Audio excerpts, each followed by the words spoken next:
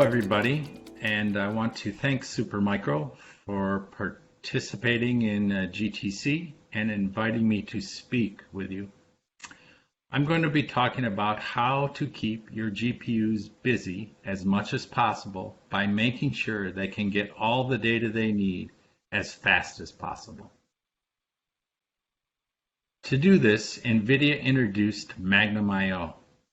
MAGNUM-IO is a set of APIs that integrates computing, networking, file systems, and storage to maximize I/O performance for multi-GPU, multi-node systems. It interfaces with CUDA-X libraries to accelerate I/O across a broad range of workloads, from AI to visualization. It optimizes I/O performance by bypassing the CPU to enable direct I/O between GPU memory and GPU storage. It relieves CPU contention to create a more balanced GPU accelerated system and delivers peak I/O bandwidth with up to 10x fewer CPU cores. And it's seamless, providing an optimized implementation for current and future platforms, whether the data transfers are latency sensitive, bandwidth sensitive, or collectives. Supermicro servers with integrated Nvidia GPUs and networking, and Supermicro storage systems, also with Nvidia's integrated networking, can take advantage of MAGNUM-IO. And Alok is going to be presenting those systems when I'm done with my talk here. For more detailed information on MAGNUM-IO, I've also put a URL at the bottom of this slide if you want to dig into it more. For this talk, I'm going to be focusing on a component of MAGNUM-IO called GPUDirect. This is a family of Nvidia technologies that enables direct data exchange between multiple GPUs, network adapters, and NVMe SSDs. There are different flavors of GPUDirect. GPUDirect point-to-point enables data to be directly exchanged between the memories of two GPUs in a host system without the need to copy data to host memory. This reduces latency and increases bandwidth while reducing host CPU utilization. Without GPUDirect point-to-point, the host CPU must transfer data from one GPU's memory to host memory and then into the second GPU's memory. With GPUDirect point-to-point, the data can be transferred directly across the PCIe bus without the host CPU's involvement and without the data being transferred to host memory. For more detailed information on GPUDirect point-to-point, you can follow the URL at the bottom of the slide. Another flavor of GPUDirect is GPUDirect RDMA.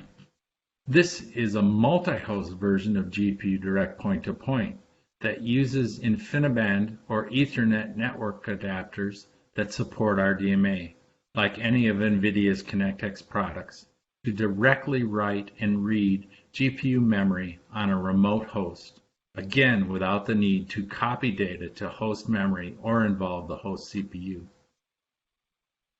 Without GPUDirect RDMA, data must be copied by the host CPU from GPU memory to the host memory and then sent via the network adapter to the remote host, where again it is copied into host memory and then to GPU memory. With GPUDirect RDMA, the data is transferred directly from the GPU memory directly from GPU memory to GPU memory across the network with RDMA technology and no host CPU involvement. Both of these first two GPUDirect approaches, as well as GPUDirect storage that I will talk about shortly, have demonstrated significant performance improvements for HPC, artificial intelligence, and machine learning applications. For more detailed information on GPUDirect RDMA, again, you can follow the URL at the bottom of the slide. Obviously, for GPUDirect RDMA, you need a fast network. In fact, you need a really fast network. Fortunately, at the Nvidia Networking Business Unit, we make really fast networks for both Ethernet and InfiniBand. We have 200 gigabit Ethernet and InfiniBand adapters, switches, cables, and media modules today, with 400 gigabit on the way next year. Our switches already support 400 gigabit intra-switch connections, and this is end-to-end 200 gigabit across our product line. This includes Spectrum and Quantum Ethernet and InfiniBand switches, LinkX cables and media modules, and ConnectX adapters and Bluefield SmartNICs and DPUs. But faster wires is only half of the fast networking problem. We also need faster RDMA protocol. RDMA is the remote version of DMA, direct memory access. DMA is a hardware-driven transfer of data from memory to memory within a computer system. No software is involved in this data path. RDMA is a hardware-driven memory-to-memory transfer across a network performed by the InfiniBand or Ethernet adapter, and again, no software is involved in the data path. Instead of the network transport layer being in software, as it is with TCP, with RDMA it is in hardware on the network adapter. So because software is not involved, you get lower latency, higher bandwidth, and lower CPU utilization. You can easily see the performance difference with Microsoft SMB that supports both RDMA and TCP modes. When RDMA is turned on, the performance doubles, the latency is cut in half, and the CPU utilization drops by a third. You can actually watch a live demo of this from a Microsoft event on YouTube at this URL. GPUDirect RDMA enables you to cluster your GPU systems to run applications that need more horsepower than a single GPU system can provide, or to reduce the runtime of a GPU application, again by clustering GPU horsepower.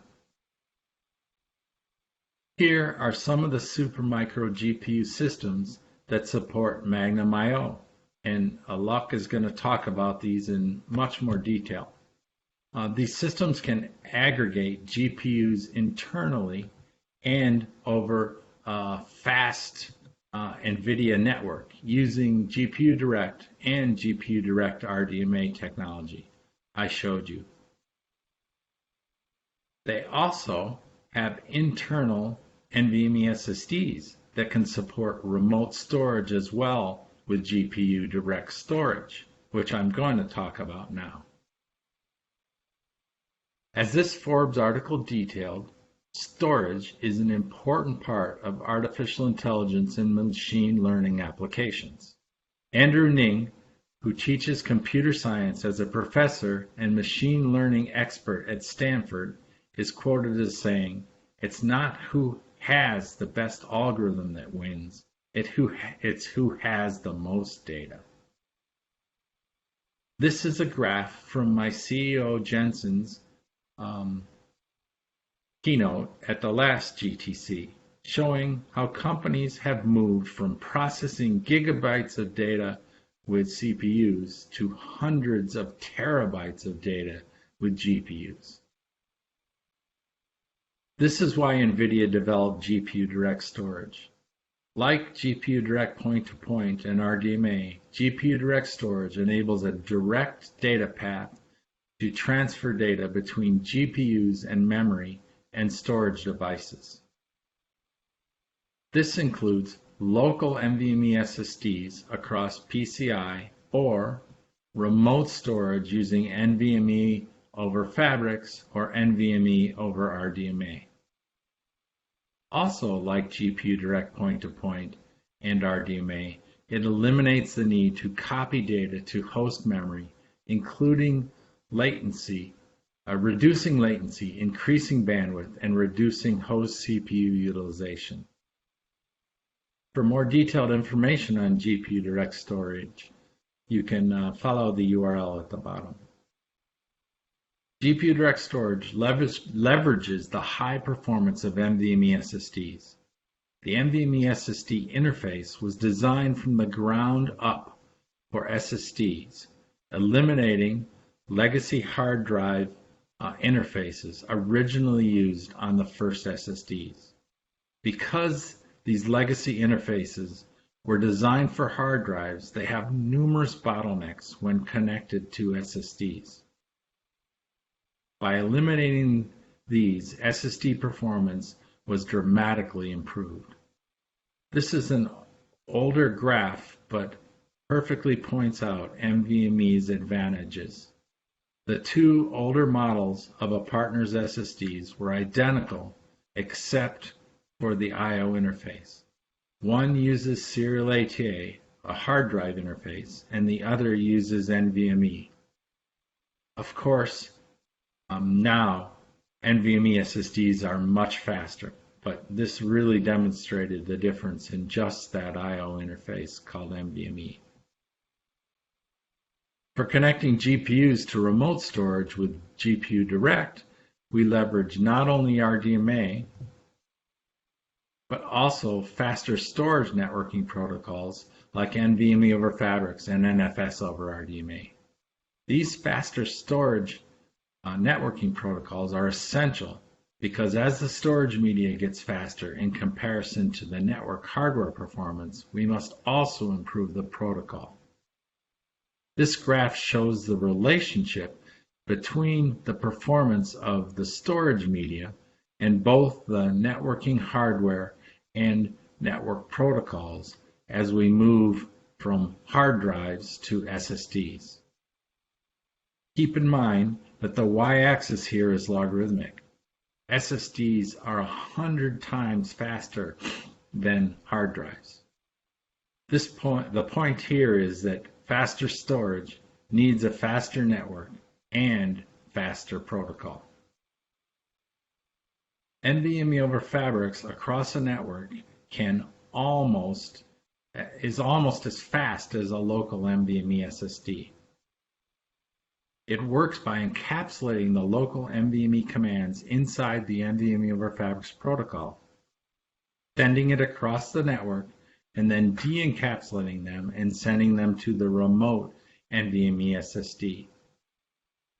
It bypasses legacy storage stacks, and when RDMA transport is used, legacy network stacks are bypassed as well. NVMe over fabrics is unique in that it is not tied to a network technology or transport protocol.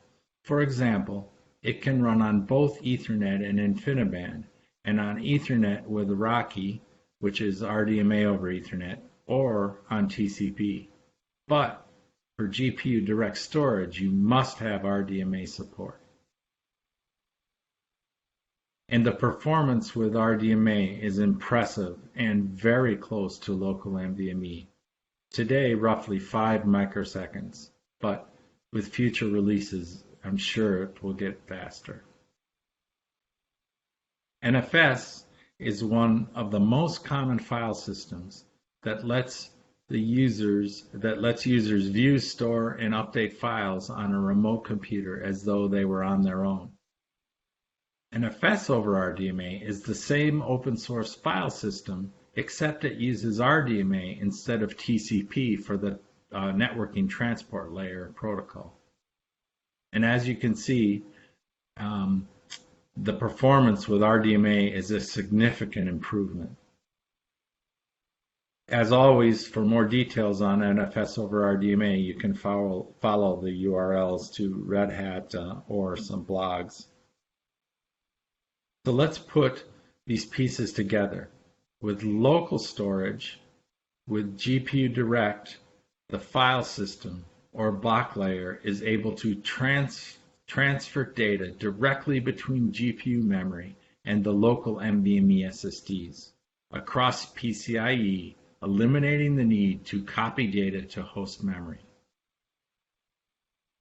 When accessing remote storage, GPUDirect relies on the storage system to provide support for NFS over RDMA or NVMe over fabrics. Without GPUDirect, the remote data is moved from the storage system to the GPU's memory with a couple stops or more depending on the storage software's efficiency in system memory. But with GPUDirect storage, the data is moved with RDMA directly to GPU memory by the Nvidia RNIC or HCA on both ends of the network. This provides, as you can see, a dramatic increase in the performance.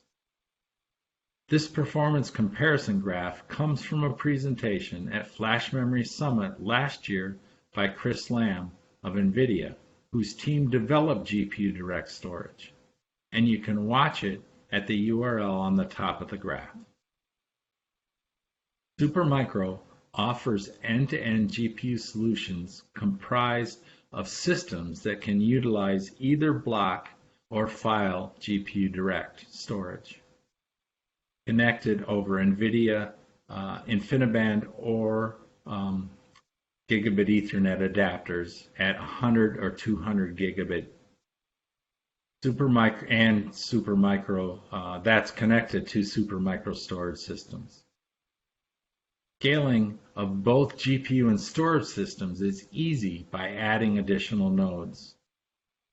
These systems also support GPUDirect point-to-point and RDMA for GPU memory-to-memory reads and writes.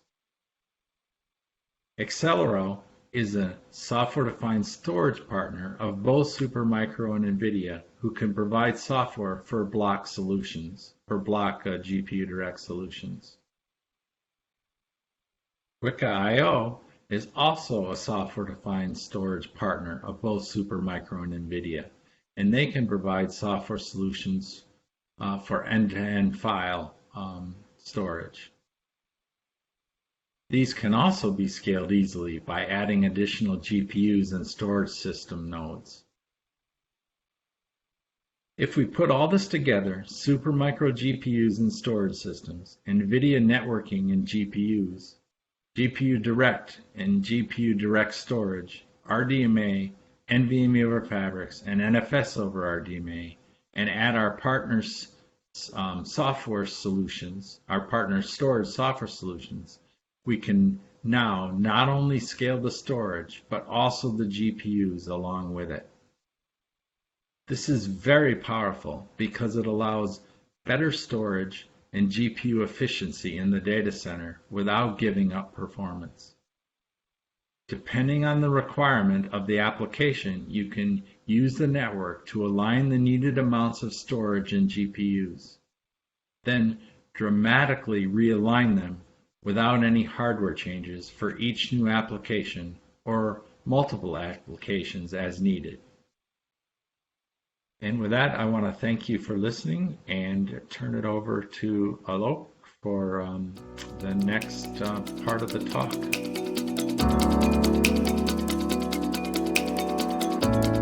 Hello, my name is Alok Srivastav and I am Senior Solutions Manager here at Supermicro. Today we are going to talk about the ultimate GPU acceleration from Supermicro and Nvidia for AI, ML and HPC solutions. Industry trends for AI, ML and HPC, workloads, GPU coprocessor status, types, Supermicro next generation GPU servers, GPU system architecture, AI building block solutions.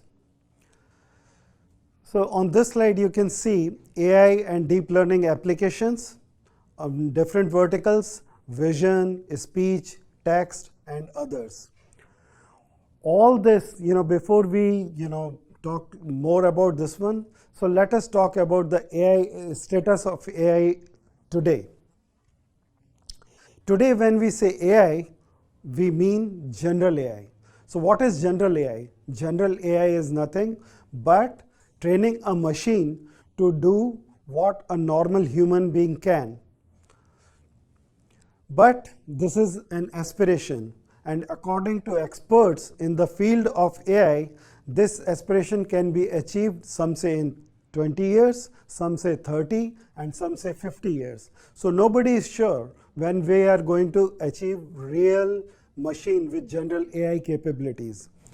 So what we have today on this slide is narrow AI. So when I say narrow AI, you can train a machine with a set of data, and then that machine can perform that task better than normal human being, but at the same time it will not do anything else and anything more or anything less. So from here we are moving towards the broader AI. So broader AI means that a machine can do all what a general AI machine can do, but at the same time it can add little bit more to it. Just like not only recognizing the images of cats and dog, but at the same time it can recognize the voice of the cat or dog and can tell you about the breed of the dog and the region from that dog is. So to achieve these type of, to achieve the goals of broader AI, you need more and more complex data to be processed. When I say, this complexity of the data, you can see here on the left hand side, as the size of the model grows, you can see the error rate goes down. So there is a relationship between the error rate and the size of the data. That's why you see all of a sudden data became so important for AI and ML workloads.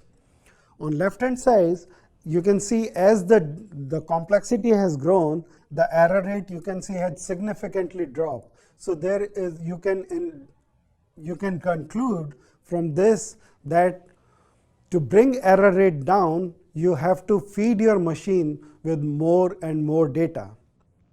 And when I say more data, so that data is not a simple data, that data is unstructured data and very complex data. Here on this graph, you see the complexity of the data plotted on this graph. The green line represents which looks linear, but the fact of the matter is this is not linear, this is logarithmic. So you can imagine the complexity of the data, what it brings. The modern data center challenges is huge. To cater to the disruptive growth of the workloads that industry has never witnessed before. Complexity of computation involved in addressing these workloads. Predict exactly the amount of storage, compute, and networking needed to handle these workloads and convert this data into information. To keep TCO low, utilization is the key.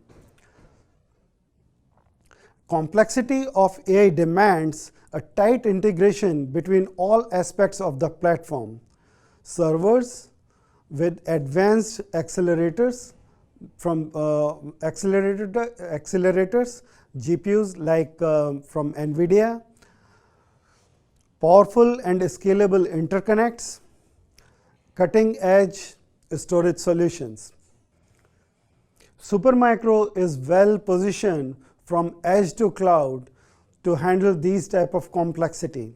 You can see on left hand side a 4U server based on AMD platform with powered by Nvidia's HGX A100 8 GPUs. In middle you can see a 2U server powered by Nvidia's HGX A100 4 GPUs. This is also a AMD platform, and on the right hand side you can see a 4U server. This is also AMD platform powered by Nvidia's 8 PCIe Gen 4 GPUs. Let us dive a little bit deeper on each one of them.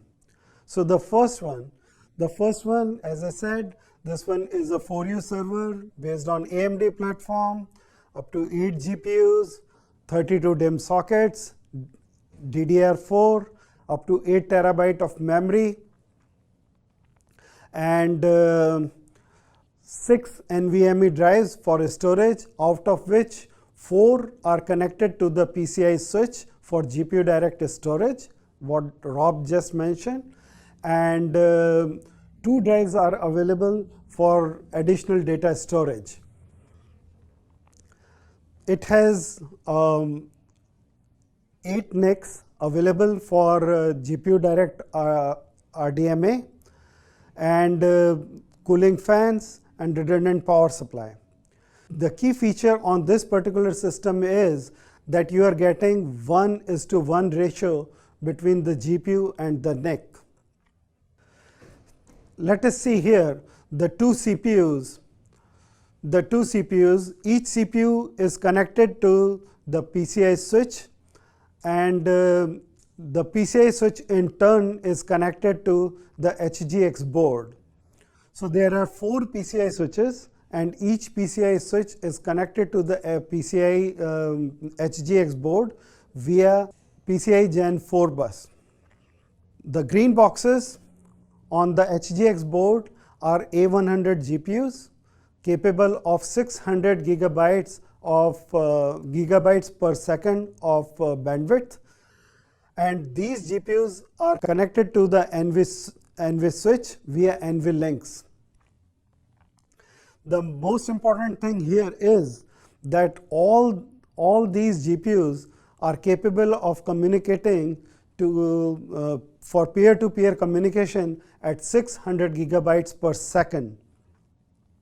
Having said that, what does it mean? It means that if 2 GPUs are communicating utilizing the maximum bandwidth of 600 gigabytes per second, it is not going to affect the communication between the other GPUs. Not only that, these GPUs can be sliced and diced up to into 7 parts, and each part is capable of up to 1 V100 GPUs. So in all there are 8 GPUs, and each can be sliced and diced to equivalent of 7 V100s. So total you can do on this one is up to 56 V100 GPU capacity. Next, you see the yellow boxes. Each represents 2 NICs, and each box is connected to the PCI switch, and that the 4 PCI switches gives you capability of 8 NICs. So the NIC to GPU ratio, which I just described, is 1:1. On the red boxes that you see below is NVMe drives. So NVMe drive, each NVMe drive is connected to the PCI switch that gives you capability of GPUDirect storage. What Rob also described just before that gives you, that makes storage available to the GPUs without wasting any CPU cycle at low latency and at a very, very fast pace. So here the point to be noted is that this HGX board with 8 GPUs is decoupled from the CPUs using 4 NV switches. So that gives you that gives the GPU power to communicate to the external GPUs also, the GPUs on the external system, maybe on the another node, or at the same time it gives you it gives the power to the GPU to communicate with the local storage at a very fast pace. On top, you can see there are additional NICs available for server management. On right hand side, you can see two M.2 drives available for operating system. Next, you can see a 2U system. This one is again based on AMD, dual AMD CPUs, four A100 GPUs. This is again XXM form factor, and 32 DIMM sockets for DDR4 memory, up to scalable up to 8 terabyte, and 4 NVMe drives for storage, 4 NICs, and cooling fans and redundant power supply. So the key feature on this one is, in this slide you can see all the 4 GPUs, they are connected to each other via NVLink. So when I say NVLink, so each GPU, the maximum bandwidth available on each GPU is 600 gigabyte per second. So there are three GPUs to be connected. So the maximum bandwidth that you can get between the 2 GPUs is 200 gigabytes per second. So this HGX board in turn is connected to the CPUs without any PCI switch in between. So what does it mean? It means low latency between the GPU and the CPU communication. One more thing, so each GPU is connected at the speed which I just described. At the same time, it gives the 2 CPUs a well-balanced architecture here. The 2 CPUs are connected to 2 NICs, and each NIC is capable of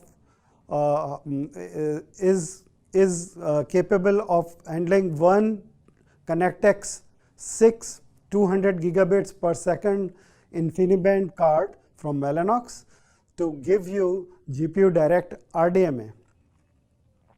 At the same time, 4 NVMe drives are available for storage. So the beauty of this particular system is there are 3 main key features. First, you can see a better CPU to GPU communication because the GPU to CPU ratio is 1:2 compared to the previous one where the GPU to CPU ratio was 1:4. Second thing, there is no PCI switch, so lower latency, whereas in the previous one there was PCI switch, so the latency was slightly higher than this one.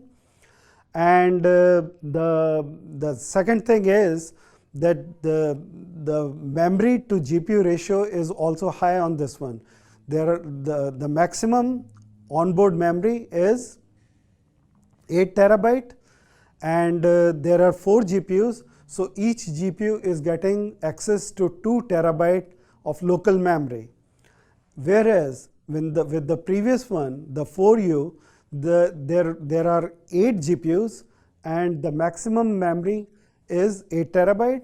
So the ratio between the memory and the GPU is 1:1, whereas here it is 1:2.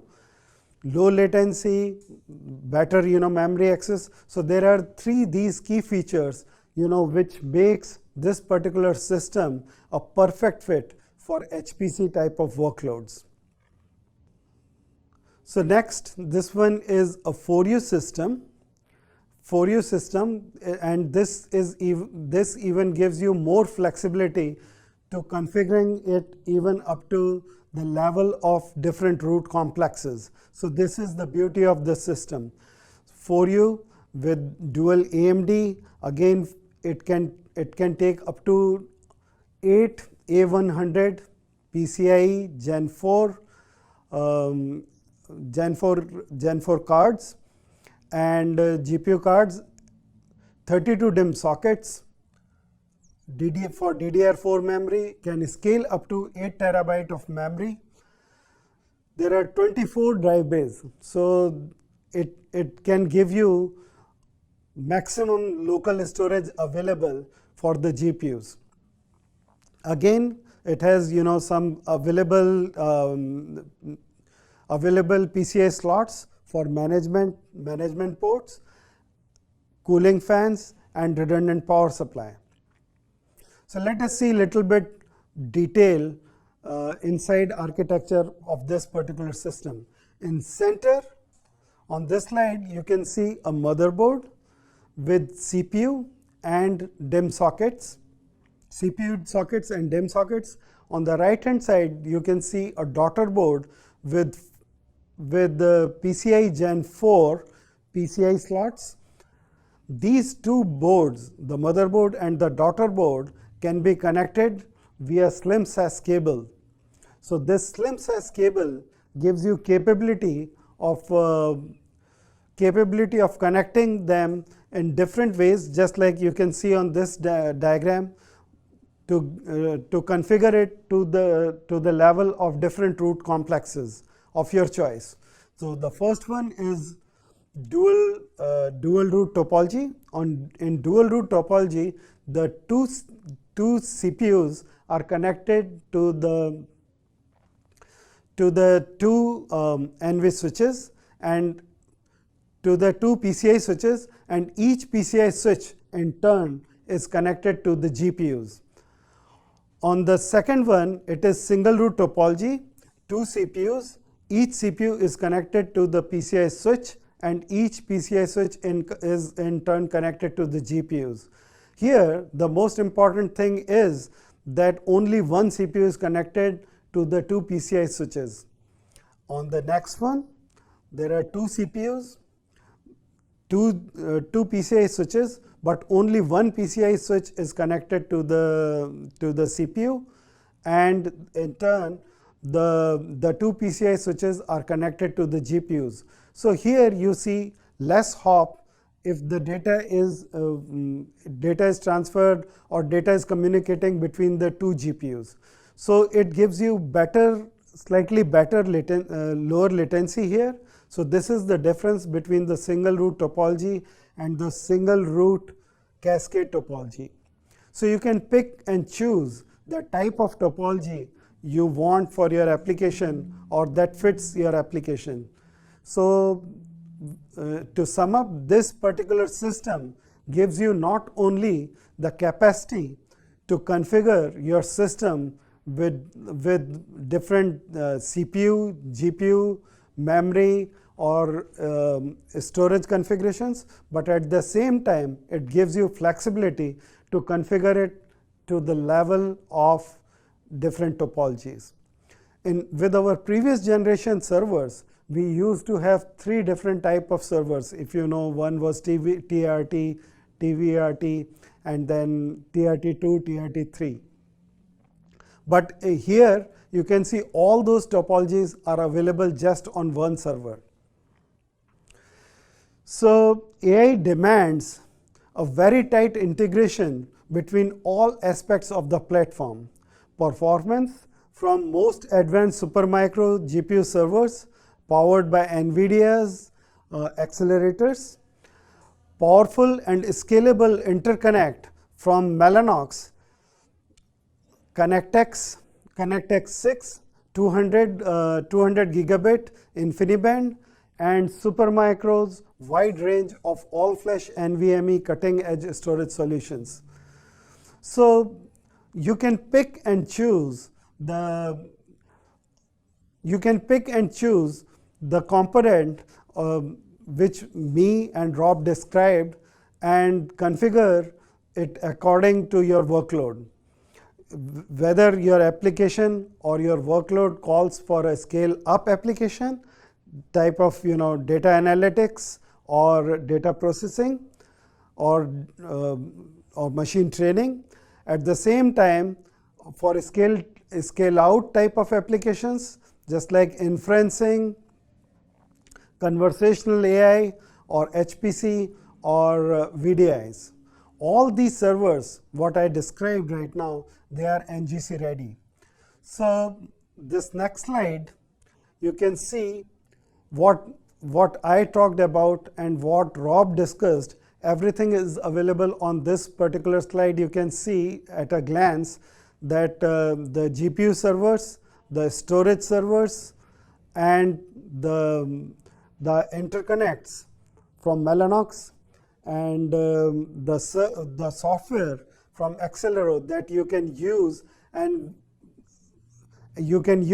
and present a big chunks of data also to your